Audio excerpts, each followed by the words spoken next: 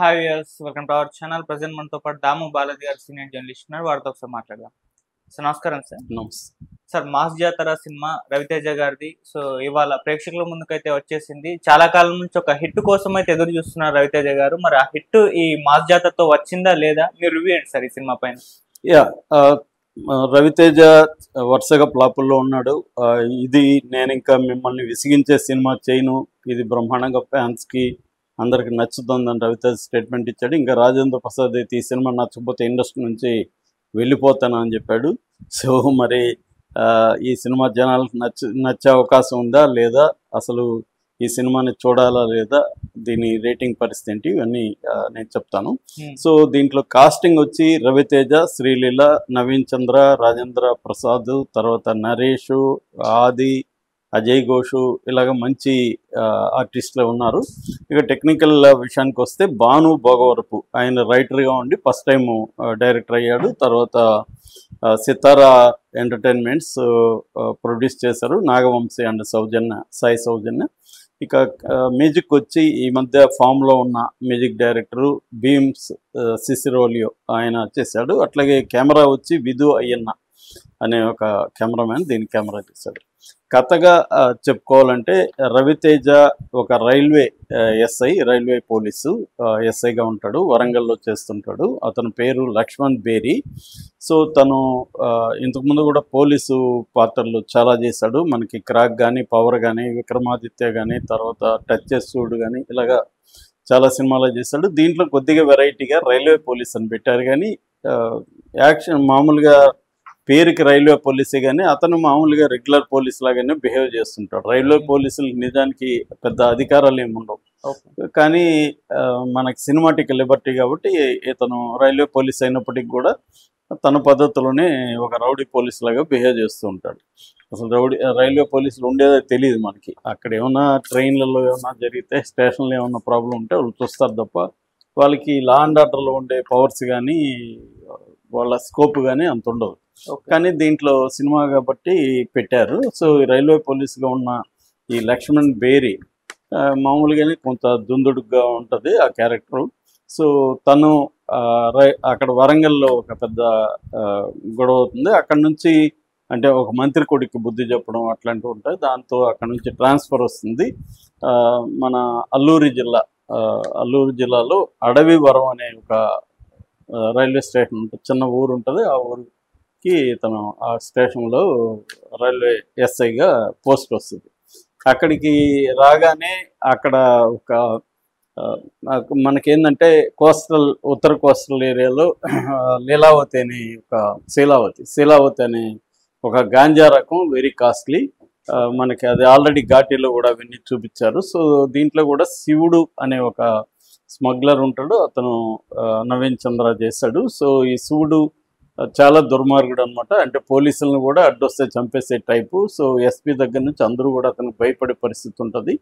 తను కలకట్టాకి స్మగిల్ చేస్తుంటాడు. తను ట్రైన్స్లో ఎక్కువ దీన్ని ఉపయోగిస్తూ ఉంటాడు. సో ఇతను రాగానే అక్కడ శివుడితో ఢీకొనడం.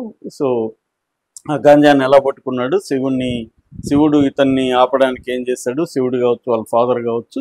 సో దీంట్లో రాజేంద్ర ప్రసాద్ తాత క్యారెక్టర్, ఇతనికి ఏంటంటే పేరెంట్స్ ఉండరు, తాత ఉంటాడు. తాత వల్లనే ఇతనికి పెళ్లి కూడా కాని పరిస్థితి ఉంటుంది. సో ఇక్కడ శ్రీలీల టీచర్గా ఇంట్రడ్యూస్ అవుతుంది. తను కూడా గాంజా స్మగ్లింగ్ చేస్తుంది. సో మొత్తంగా ఈ ఎపిసోడ్లో ఈ శివుడు అనేవాడిని ఎలా ఆటగట్టించాడు హీరో, దీంట్లో రాజేంద్ర ప్రసాద్ రోల్ ఏంటి, ఈ అమ్మాయి శ్రీలీల రోల్ ఏంటి, ఇది బేసిక్గా కథగా చెప్పుకోవాలంటే. ఇక మామూలుగానే ఇలాంటి యాక్షన్ మూవీలకి చాలాసార్లు నేను ఫార్ములాస్ చెప్పాను. మామూలుగా హీరో ఇంట్రడక్షన్ ఒక ఫైట్తో ఉంటుంది, ఆ తర్వాత సాంగ్ ఉంటుంది, ఆ తర్వాత రొమాన్స్ ఉంటుంది, కామెడీ ఉంటుంది. అలా నెట్టుకుంటూ వచ్చి కథని ఇంటర్వెల్ ముందు ఒక 10 నిమిషాల ముందు ఇంట్రడ్యూస్ చేసి ఒక బ్యాంగ్ వేసి సెకండ్ హాఫ్లో కథ చెప్పడం అనేది ఈ యాక్షన్ సినిమాలకంతా ఫార్మాట్లు. రెండోది ఏమంటే విలన్ని హీరో ఎలా ఆడుకుంటాడు అనేది మన యాక్షన్ సినిమాలన్నీ. మామూలుగా హాలీవుడ్ యాక్షన్ సినిమాలో విలన్ చాలా స్ట్రాంగ్గా ఉంటే విలన్ని సర్టన్ టైం లోపల ఆపడమే హీరో పని. వీళ్ళని ఏదో ఒకటి ఆపాలి, ఆపడమో చంపడమో హీరో చేయాలి, లేకపోతే ఈ ప్రపంచం నాశనం అయిపోతుంది, గ్రహాలు నాశనం అయిపోతాయి, లేకపోతే ఒక ఊరు నాశనం అయిపోతుంది, ఒక ఏదో ఒకటి జరుగుతుంది. అలాంటిది హాలీవుడ్ ఫార్ములా. ఇక్కడ ఏంటంటే మనకి హీరోయిజం ఎక్కువ ఉండాలి కాబట్టి హీరో విలన్ని ఎలా ఆడుకుంటున్నాడు అనేది చూపించడం. సో ఇది ఎక్కువగా ఫార్ములా ఉంటుంది. దీంట్లో కూడా దాదాపు అదే ఫార్ములా. ఇతను కామెడీ చేస్తూ రొమాన్స్ చేస్తూ ఆడుతూ పాడుతూ హీరోని ఎట్లా ఎదుర్కొన్నాడు అనేది బేసిక్ కథ. ఇది కొన్ని చిన్నప్పటి నుంచి మనం కొన్ని వందల వేల సినిమాలు చూసిందే. ఇది కూడా అదే. అంటే మామూలుగా ఒక సామెత ఉంది, పాత వైన్ పాత బాటిల్లో పాత వైన్ అని. ఇది అది కూడా మామూలుగా ఒక్కోసారి పాత బాటిల్లో కొత్త వైన్ వేస్తుంటారు. ఫార్ములా ఒకటే ఉంటుంది, కొంచెం వెరైటీ, బ్యాక్గ్రౌండ్ వెరైటీకి పెట్టడం, విలన్ క్యారెక్టర్ వెరైటీ పెట్టడం, లేకపోతే ఫ్యామిలీలో సమస్యను వెరైటీకి పెట్టడం, లేకపోతే హీరోకి ఒక ప్రాబ్లం ఏదో పెట్టడం, ఇవన్నీ మనోళ్ళు సర్కస్ చేస్తుంటారు.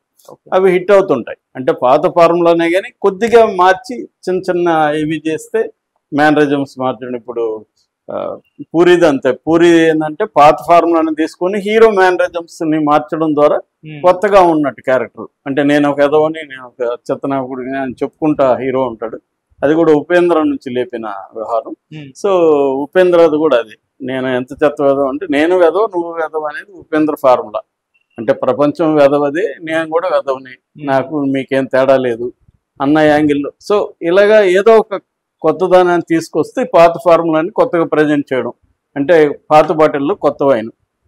కానీ ఈ సినిమాకి వచ్చేసరికి మాస్ జాతర, పాత బాటిల్ పాతదే, దాంట్లో వేసిన వైన్ కూడా పాతదన్నమాట. సో ఎక్కడ కొత్తదనం అనేది లేకుండా జాగ్రత్తగా చూసుకున్నట్టుగా మనకు అర్థమవుతుంది. ఈ డైరెక్టర్ మనం ఎక్కడన్నా కొత్తదనం పెట్టేస్తామేమో అని వద్దు అని జాగ్రత్తగా ఒక రవితేజ పాత సినిమాని, ఒక ఇడియట్ని ఇక్కడికి తీసుకొచ్చి తీస్తే, ఈ సెటప్లో తీస్తే ఎలా ఉంటుంది, ఇడియట్ క్యారెక్టరైజేషన్, ఇడియట్ని విక్రమాదిత్యాన్ని కలిపితే మాస్ జాతర అనుకోవచ్చు.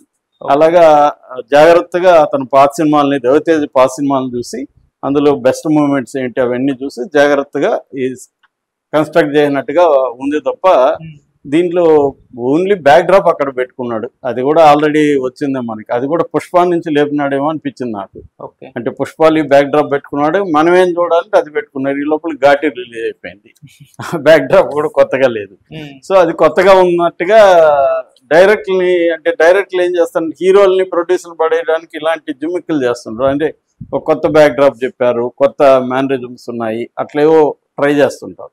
సో ఇది కూడా అలాగా అంటే ఆ బ్యాక్ డ్రాప్ కూడా మారిపోయింది. సో పుష్ప ఇన్ఫ్లుయెన్స్లు ఉన్నాయి దీంట్లో, ఇటీవల సినిమాల ఇన్ఫ్లుయెన్స్లు అన్నీ మనకు కనబడతాయి.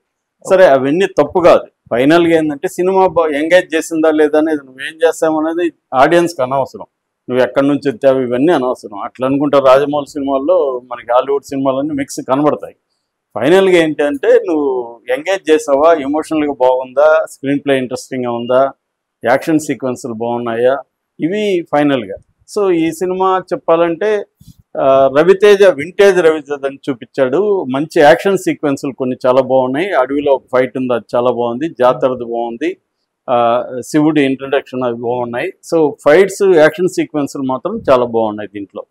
అట్లాగే రవితేజ ఫ్యాన్స్కి మాత్రం ఈ సినిమా బాగా నచ్చే అవకాశం ఉంది. ఎందుకంటే ఫుల్ ఆఫ్ ఎనర్జీగా ఉన్నాడు రవితేజ. డైలాగ్స్ కానీ ముఖ్యంగా ఫస్ట్ హాఫ్ కామెడీ కానీ చాలా బాగుంది. అంటే రవితేజనే ఈ సినిమాని కంప్లీట్గా మోసాడు. సో అది బాగుంది. ఇక క్యారెక్టర్ల పరంగా చెప్పాలంటే రవితేజ క్యారెక్టర్ తప్ప ఇంక పెద్దగా ఏమి మన క్యారెక్టర్లు కనపడవు, మిగతాంతా రొటీన్గా ఉంటాయి. రాజేంద్ర ప్రసాద్ అయితే బోరింగ్ క్యారెక్టరు, అతను వచ్చినప్పుడంతా మనకి బోర్ కొడుతూ ఉంటుంది, ఏంట్రా వచ్చాడని. అట్లా అయిపోయింది అనమాట. అతనికి ఏదో రొమాంటిక్ గా అని పెట్టేసి ఏదో ట్రై చేశారు, అది వర్కౌట్ అవ్వలేదు. ఇక శ్రీలీలది కూడా అంతే, చికాక్గా ఉంటుంది.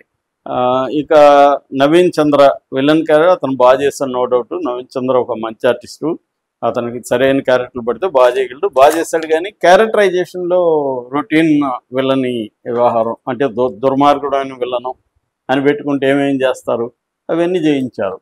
సో క్యారెక్టర్ల దీంట్లో కొత్తదనం ఏమి లేదు, సెట్టింగ్లో కొత్తదనం లేదు, బ్యాక్డ్రాప్లో కూడా ఆల్రెడీ ఘాటీలు వచ్చేసింది కాబట్టి మనకి ఇదేం కొత్తగా అనిపించదు. ఓన్లీ ఏంటంటే దీంట్లో రైల్లో వాడు పంపిస్తాడు, ఒకటి దాచిపెడతాడు. సెకండ్ హాఫ్ అంతా దాచిపెట్టింది ఎలా పట్టుకోవాలనే దాని మీదే నడుస్తుంటుంది. సో మామూలుగా మనకి సీరియస్ కథల్లో ఏంటంటే నీకు ఏమి లక్ష్యం ఉంటుందో దాని వైపు వెళ్తారు. కానీ ఇట్లాంటి యాక్షన్ సినిమాల్లో కాసేపు ఆగుతాడు, అర్జెంట్ ఏం లేదు, మళ్ళీ అయినా పట్టుకుందాం, ఈ లోపల రొమాన్స్ వేసుకుందాం, ఒక సాంగ్ వేసుకుందాం, ఒక ఫైట్ వేసుకుందాం అన్నట్టుగా నడుస్తూ ఉంటుంది స్క్రీన్ ప్లేలో. సో ఇది కూడా అలాగే ఉందన్నమాట. సో ఓవరాల్గా ఈ సినిమా గురించి చెప్పాలంటే ప్లస్లు చెప్పాలంటే రవితేజ ప్లస్, ఒక రీమిక్స్ సాంగ్ ఉంది ఇడియట్ది, చక్రి పడింది, అది బాగుంది. బ్యాక్గ్రౌండ్ స్కోరు అక్కడక్కడ పర్వాలేదు, బట్ ఓవరాల్గా బ్యాక్గ్రౌండ్ స్కోర్ అయితే సినిమా లిఫ్ట్ చేయడానికి అంత ఉపయోగపడలేదు. విజువల్స్ మాత్రం చాలా బాగున్నాయి, కెమెరా వర్క్ చాలా బాగుంది. ఇక మైనస్లు చెప్పాలంటే బేసిక్గా రొటీన్ కథ, routine screen play, routine presentation, అన్ని రొటీన్ పాత వ్యవహారం ఉంది. సర్ప్రైజ్ ఎలిమెంట్స్ ఏమీ లేవు. సో అది బేసిక్ మైనస్.